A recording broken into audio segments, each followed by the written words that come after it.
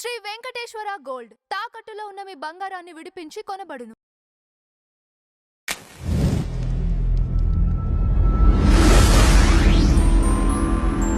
నమస్కారం బాలకోటయ్య గారు. నమస్తే.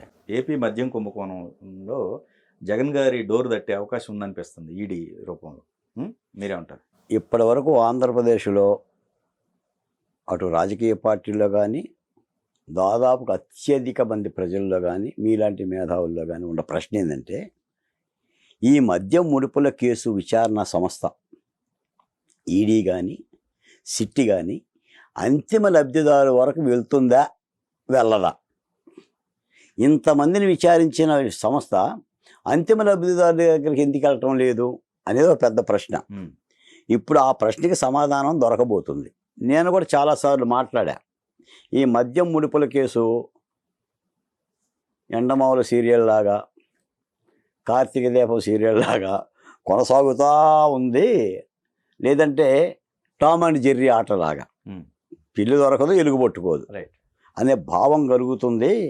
దీనికి ఫుల్ స్టాప్ పెట్టాల్సిన అవసరం ఉందని చెప్పేసి కూడా నేను మాట్లాడిన వాడిని.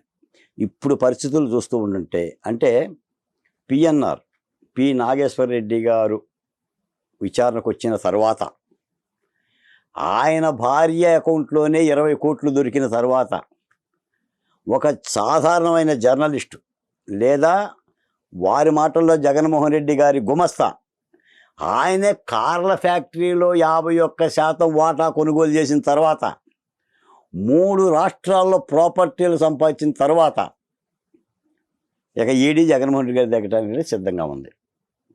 ఏ క్షణానైనా సరే ఈడీ నోటీసులు జగన్మోహన్ రెడ్డి గారి దగ్గరికి వెళ్తాయి. జగన్మోహన్ రెడ్డి గారు ఈడీ విచారణకు వస్తాడు. ఇది డెఫినెట్గా జరిగి తీరుతుంది. ఇంకో మాట కూడా ఏంటంటే, అంజిబాబు గారు, విచారణ సంస్థలు ఎప్పుడు కూడా, అంటే మనకి కొంత అవగాహన లేదు, వాళ్ళ విచారణ సంస్థకు ఉన్న నేపథ్యమేమో. అంటే ఒక పెద్ద వ్యక్తి దగ్గరికి వెళ్ళేటప్పుడు కింద నుంచి విచారణ చేసుకుంటూ వెళ్ళటం అనేది వాళ్ళ ప్రొసీజర్ ఏమో. మీకు సిబిఐ కేసు కూడా అలానే జరిగింది.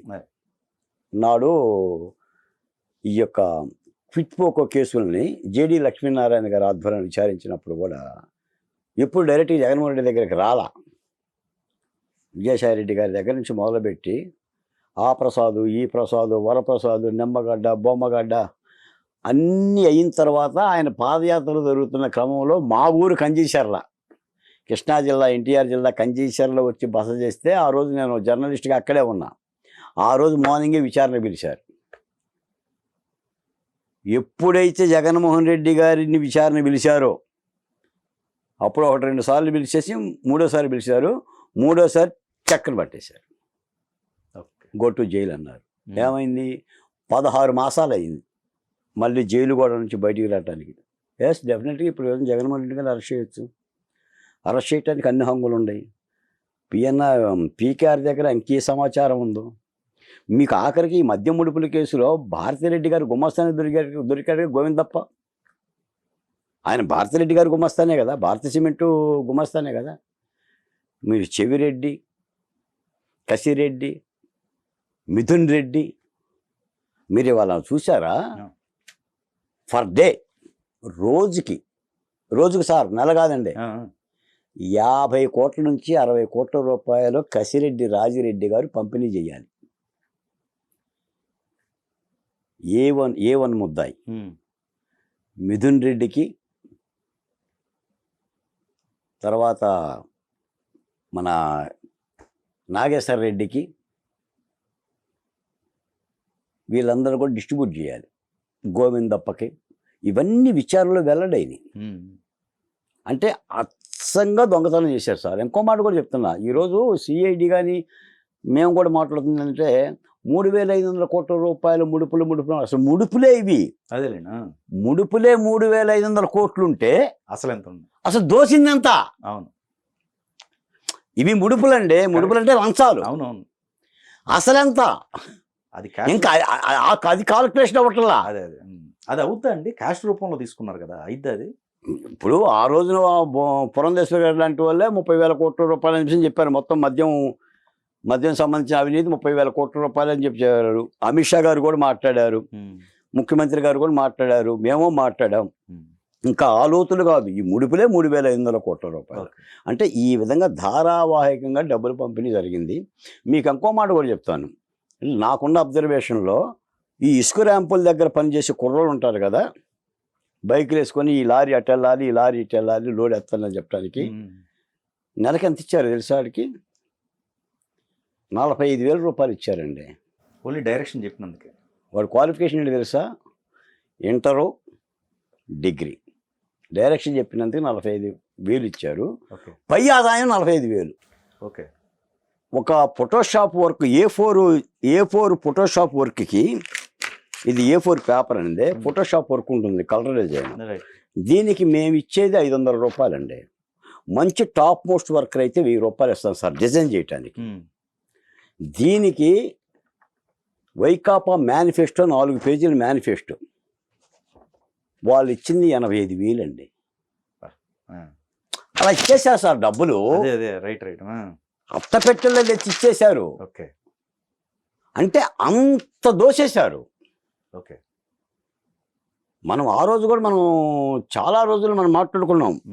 అసలు జగన్మోహన్ రెడ్డి గారు పరిపాలన ముఖ్యమంత్రిగా దిగిన తర్వాత తవ్వితే అసలు ఎన్ని కళేబరాలు భూముల నుంచి వస్తాయో, ఎన్ని అస్థికలు బయటకు వస్తాయో, ఇన్ని పాపాల పుట్ట ఎంత పగులుతుందంటే ఒక్కొక్కటిగా. ఇప్పుడు మనం కూడా, మీరు ఊహించారా నాగేశ్వర రెడ్డి గారు కూడా ఇందులో ఉంటాడు అని? మనం జర్నలిస్టునే సార్, నేను జర్నలిస్టుని, మీరు జర్నలిస్టు. నేను టెలిఫోన్ బూత్ నడిపా, ఇప్పటికీ అదే ప్యాంటు, అదే సొక్క, ఒక ఇల్లు, ఇన్ని కార్ల కంపెనీలో వాటా తీసుకునేంత వరకు ఇతర రాష్ట్రాల్లో కోట్ల రూపాయలు సంపాదించే స్థాయికి ఎవరికి వస్తుంది? పెద్ద పెద్ద జర్నలిస్టులుగా రాలేదు. ఇప్పుడు ABN, TV5 మీలాంటి, మీ MDకి అంత సీన్ ఉండదు నాకు తెలిసి. అంటే అంత అడ్డగోలైన దోపిడీ జరిగింది. కాబట్టి ఇప్పుడే ఈడీ నోటీసులు ఇచ్చే ప్రయత్నం చేస్తుంది. డిమాండ్ చేస్తున్నాను, నేను కూడా ఆంధ్రప్రదేశ్ సోషల్ వెల్ఫేర్ బోర్డు చైర్మన్గా చేస్తున్నాను. ఈడీ కానీ సిట్ కానీ జగన్మోహన్ రెడ్డి గారిని విచారిస్తేనే ఈ న్యాయ ప్రక్రియకి న్యాయం చేకూరుతుంది, ప్రజల్లో కూడా అపోహలు ఉండవు. ఇంకోటి కోటగారు, ఇక్కడ అసలు ఈ డబ్బంతా కంటైనర్ రూపంలో వెళ్ళింది, అసలు బార్డరే దాటింది భారతదేశం అని చెప్పి అంటున్నారు. మరి వాటికి ఆ క్వశ్చన్కి ఆన్సర్ ఏంటి? నాకైతే ఇంత డబ్బు కంటైనర్లో వెళ్ళి ఎక్కడ దాచుకుంటారనేది నాకు తెలియని బ్రహ్మ పదార్థం. నేను నా కళ్ళ ద్వారా ₹1 కోటి చూసినోని కాదు, 50 లక్షలు కూడా చూసినోని కాదు. మా అయితే నా కెపాసిటీ 2 లక్షలు. 2 లక్షలు నా ఇంటికి వస్తే పండగ. ఓకే. అందుకని అసలు డబ్బు ఎక్కడ దాస్తారు? అకౌంట్ నేను అడుగుతూ ఉంటుంటాను మిత్రుల్ని, అన్న ఈ డబ్బులన్నీ ఎక్కడ దాస్తారన్నా, బత్తాల్లో మూట కట్టుకుంటారా లేదా అకౌంట్లో పెట్టుకుంటారా అంటే చెప్పారు చాలామంది. అకౌంట్లో ఎందుకు పెడతారు?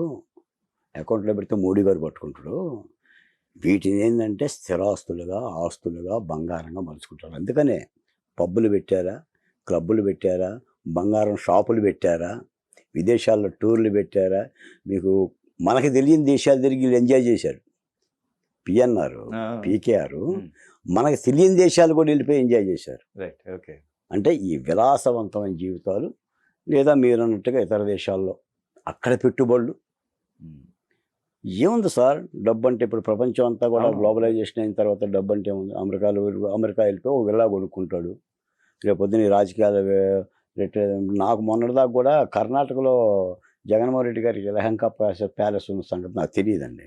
నేను ఒకసారి బెంగళూరు వెళ్ళా, నాకు ఏదో సన్మానం చేస్తే బెంగళూరు వెళ్తుంటే కారులో వెళ్తుంటే ఇది జగన్మోహన్ రెడ్డి గారి ఇల్లు అని చెప్పి కారులో మా స్నేహితుడు చెప్పాడు.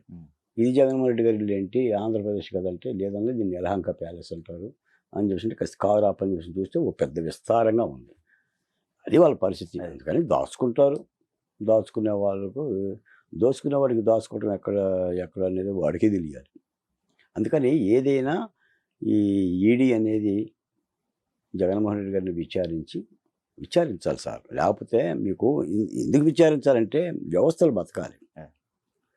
వ్యవస్థలను కుదేలు చేసి అసలు మద్యం పాలసీని కేవలం ఆదాయం కోసమే మద్యం పాలసీ మార్చారండి.